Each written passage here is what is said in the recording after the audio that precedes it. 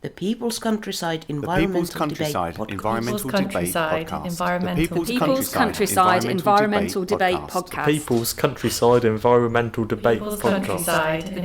Countryside Environmental Debate Podcast.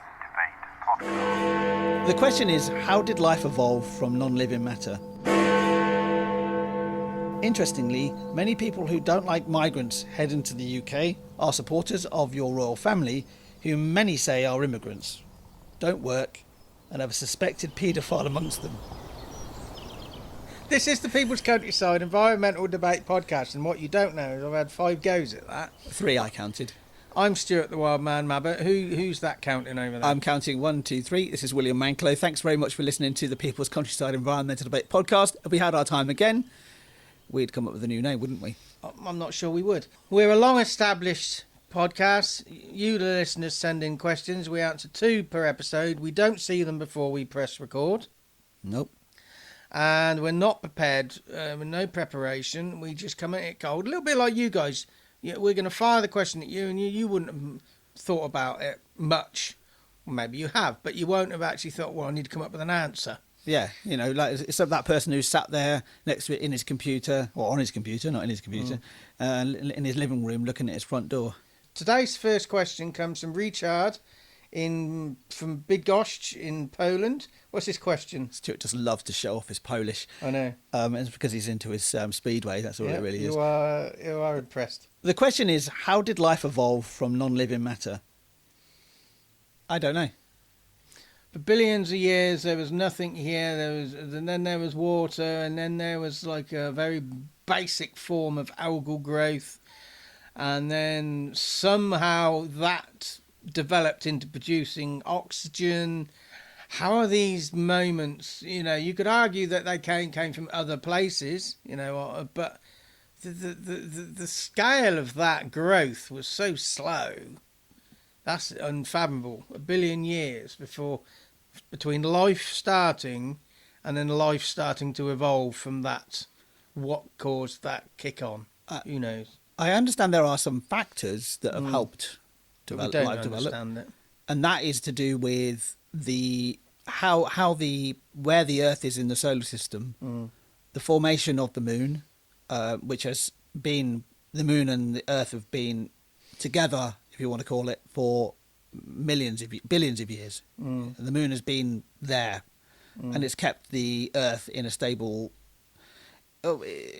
That the Earth has been in a specific axis tilt, and it does wobble a little bit. It does a revolution every 3,000 years.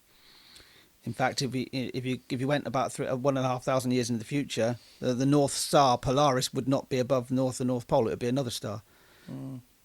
So that's been a consistency. Yeah. Also, Jupiter is a gas giant. In some ways, it's a failed star. If it had more matter, it would have turned into a star. But because it's so massive, it's something in the region of 75%. If you take all of the planets in the solar system, 75% of the mass is in Jupiter. As a big attractor, you think about it as a huge magnet. It's sucked in all the big. I mean, it sucked in a comet, if you remember, not too long ago.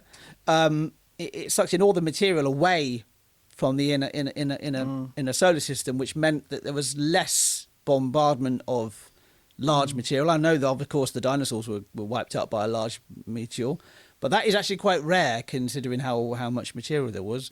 All of those conditions have led to the possibility of life evolving from non-living matter. How that happened, how that specific thing happened, I've got no idea. My action is just have a read around this, because this is being studied. Nobody really knows. So I think plenty of reading here if you want to do a bit of homework. Yeah, and there's going to be. You never know when the breakthrough will happen. Breakthroughs happen all the time, and understanding. I know people who aren't interested. So I'm not interested, and then just disappear to the bottom of their next can of Stella Artois. So I say just put the Stella can away and just maybe read around this and learn something. Go out there and actually learn something. It's good for your brain to learn new things, and the universe is a really fascinating place. Let's move on to the next question. We've looked at this place, and this comes from Siberia. Western Siberia. It's Dmitry. Yeah. Novosibirsk. Yeah, looks like it. I say Novosibirsk in Russia. Yes. Thank you. Another Russian. It's nice to have a Russian perspective on board. But I just hope you're not rushing around. Oh, Yeah. okay. Okay. I'm not sure if this person is in Russia, or they might be living here. Who knows? Who knows? But it goes to show the world spread of listeners who send questions in there from. Well, I can see Bradford and Port Carlisle for the next two questions. Yeah. So, Dmitry, thank you very much for your question. Dmitry's question is, the poor in the UK seem to hate poor immigrants, yet it's the rich taking the money the world over. Divide and conquer, yes.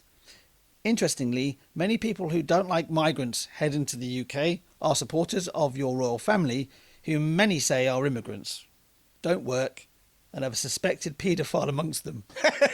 What did you say as it is? Yeah. Don't, Which one's the don't mix your suspected word, one? Dimitri. Which one's the suspected one? Wow. Well, exactly, Which one is? Yeah, exactly. I think I would say it's, from my perspective, is the right-wing press playing to people's base fears. Yeah. And Who owns the right-wing press? And stirring up that rhetoric. Well, you know, who's the Australian geezer? I've forgotten his name. Yeah, very forgettable character. Very forgettable character. Owns pretty much all the news in the world, it seems. Or his son does. Nearly did own the news. He did own the news of the world in the past. What is his name? Don't know. Can't remember. Aussie guy. Yeah. Anyway, I really can't remember his name. I do think that the poor in the UK do seem to hate the poor immigrants because that's the rhetoric they're being fed. I do like the your assertion across the world, though. The rich are taking the money. It's not the poor. The poor are just, it's less is being divided amongst us. And the rich are taking more. The disparity is there. And it's getting bigger. Yeah. But I also do agree, tongue-in-cheek, that a lot of people I know that hate the immigrants are pro British royal family because they say that's patriotism. But tongue-in-cheek, yeah, they're immigrants, and some would argue that they don't work. They're probably scalping more out of the system than the immigrants. Who knows? I mean, there's some truth in this sarcasm. Yeah, and also the word immigrant is actually very loaded in this sentence, because there are very many different types of immigrants. I am actually, I'm married to a British citizen, but she was originally an immigrant. She was an EU immigrant, but I never saw her as that, because she's just a person who's taken an opportunity and moved somewhere else. She's just another human being. Just a convenient form of division again. So and also there's this usage of the word expat, which does actually have a meaning, but it's often used to soften the idea of somebody actually emigrating and being an immigrant in another country. And often, actually, the assertion that anybody who comes here who emigrates to another country should always learn the language. Absolutely, really should learn the language, because how you get on with life and integrate. But you often find these people that actually go and emigrate to another country, go to Spain, for example. A lot of Brits go there. They then have enclaves. They have their own enclaves, their own English enclaves. Yeah. They never learn Spanish. Yeah. So here's hypocrisy. But it is, I go back to this whole idea of, it's the right-wing media in particular, basically playing to the people's base fears. And also, a lot of people that don't like immigrants actually living areas where they have very little immigration. The Brexit debate, for example, the Brexit vote, are often some of the places that had the highest leave vote, because of Nigel Farage's rhetoric of we're at breaking point of too many immigrants, or actually we're in areas where there was very little. It was mostly white Brits. Oh yeah, I've seen these models work in the sense of, what doesn't work is when you stick too many immigrants in with too many sort of like in a rich estate, or too many immigrants in a poor estate. And what I see working really well is when you get mixed estates, where you get a few wealthy people and you get a few poor people. There's less division. They're all part of the same community, And those communities that are a little bit more accepting seem to accept immigrants more. When you look at Portsmouth, they've got a good recent history of being able to accommodate immigrants. But there's a balance between you throw too many in there and it becomes unbalanced.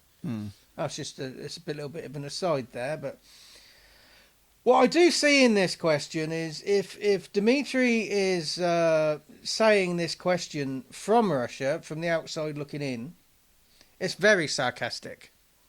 And he's sending a message. But if Dmitry is living in this country, the tone it reads slightly different because it's from personal experience. Yeah, I think my action is just imagine where Dmitry's from and just read this question from an outsider looking in or from somebody who's here actually making a comment. That's my action. It's just read the different meanings that the same words can have. My action is just to get outside of your own bubble. Very easy to be in an entrenched position. Often we make our position even more entrenched. Just try and see outside of that bubble. Try and seek alternative sources for your news and opinion. So join us on the 14th of December when our questions will be coming from Andrew in Bradford, England, and Stephen from Port Carlisle in England.